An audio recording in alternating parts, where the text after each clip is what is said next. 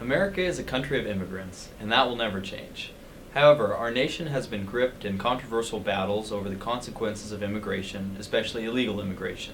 Many of these said problems have had to do with the immigrants coming from and through Mexico into the United States. However, immigration from Mexico has been quite normal for the past 100 years. A large portion of the U.S. was Mexican territory until 1848 when the U.S. purchased the land from Mexico. From then on, frequent coming and going across the border was not uncommon, as many Mexicans would cross the border in search of work and return home. Beginning in the early 1900s, there were many different pushes and pulls that brought workers to and from the United States. In the 1940s, the Bracero program actually recruited Mexican workers in order to fill gaps left by American men going to war. This program is largely responsible for the culture of immigration between Mexico and the United States. Even though the recruitment stopped in 1964, there was still an unofficial flow into the country to provide farm labor in the Southwest. That has continued to this day, and increased poverty, violence, and pressure in Mexico and in many Central American countries has forced many to illegally immigrate into the United States.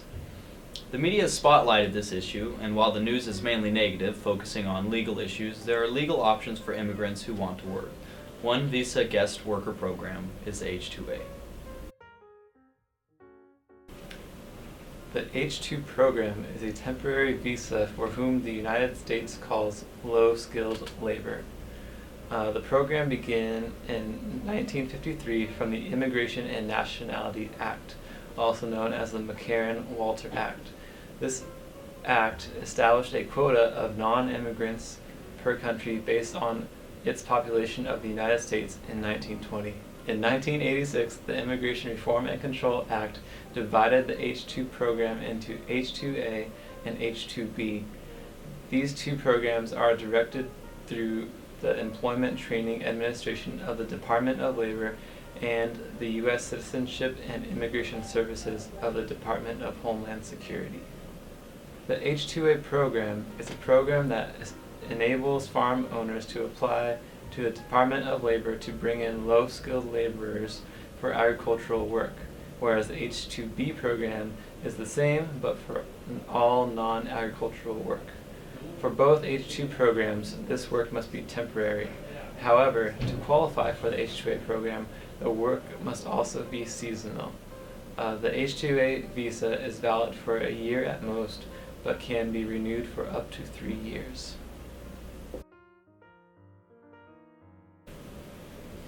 Employers anticipating a shortage of agricultural workers and in need must submit a temporary labor certification application for H-2A to the Department of Labor at least 45 days before the certification is necessary.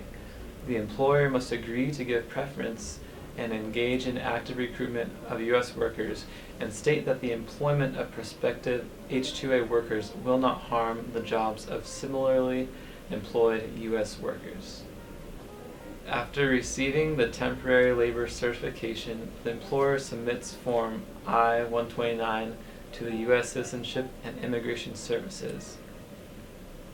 Potential H-2A workers who are outside of the United States must apply for an H-2A visa with the U.S. Department of State at a U.S. embassy or consulate abroad and then pursue admission into the United States with U.S. Customs and Border Protection at a U.S. port of entry. In employing a worker, the employer must guarantee to offer each worker employment for at least 3/4 of the workdays in the term of the contract period. If the employer affords less employment, then the employer is obligated to pay the amount which they would have earned if they had worked the contracted period. The wage rate or pay must be the same for U.S. workers and H-2A workers. The reason many producers do not readily use H-2A program is because of the many costs associated with it, both in time and money. Producers must provide housing for all guest workers on the H-2A program, as well as transportation to and from the job site.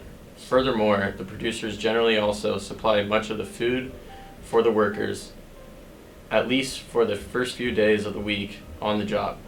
This gives the workers a chance to become settled and to determine their routines. The producers must also pay for the housing and transportation insurance for their employees. Another huge drawback to the H-2A program is the government's lengthy audited inspection process. The government must make sure that the housing, transportation, and management are up to code many weeks before arrival of the guest workers. In addition to the costs associated with worker safety and well-being at the job site, the producers must also provide means of transportation from the American border to the place of employment. After all the costs associated with trying to find work for difficult jobs, the option of using undocumented workers becomes much harder to ignore. This is why many growers end up using undocumented workers. The process for using H-2A is just too stringent and time-consuming for producers to see the value in it. To address this problem, our team sees an opportunity for the government to produce a viable visa program that helps bring in the consistent, reliable, and effective labor that agriculture needs. The H-2A visa program needs to be attractive to producers, easy for producers to use, and more accessible to potential workers. To make the H-2A visa program more attractive to producers, the program must offer incentive programs.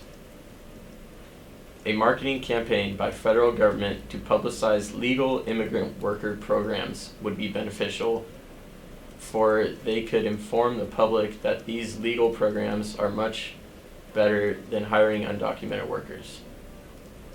Once the public sees that this is a viable legal option, they would be able to put pressure on the government to reform it. Once the public is informed on this H-2A program and compelled to buy products produced by H-2A companies, producers will be more open to using the guest worker program. Another reason for companies to use H-2A would be a label they may put on their products stating H-2A grown or legally grown to inform customers on the legality of their practices. This is much like the Real California Milk campaign or a certified organic stickers that are seen in the market today. These labels have been extremely successful in supporting businesses for the products they are identified with. And lastly, the H-2A program needs to be easier for the workers to use. Without their support, the program would have no use to the growers, government, or public that depends on it. First of all, the Mexican government or a third-party organization should advertise the H-2A program. The increased publicity could highlight that the H-2A program is safer for workers, is easy to use, and ensures worker well-being in the United States. A faster sign-in for the H-2A program for workers would help them to go through the lengthy application process, much like the renewal process in the program is now. A huge problem with the program today is reaching potential workers in Mexico, many of which are from rural areas with no internet connection. A higher number of offices distributed throughout Mexico, especially in agricultural sectors, would help spread the word about the much safer and legal H-2A program. We believe this revision of the H-2A visa program could be very beneficial to the ag industry of California and to the United States. If these steps were able to be implemented, the many problems of immigration may begin to see a solution. Thank you.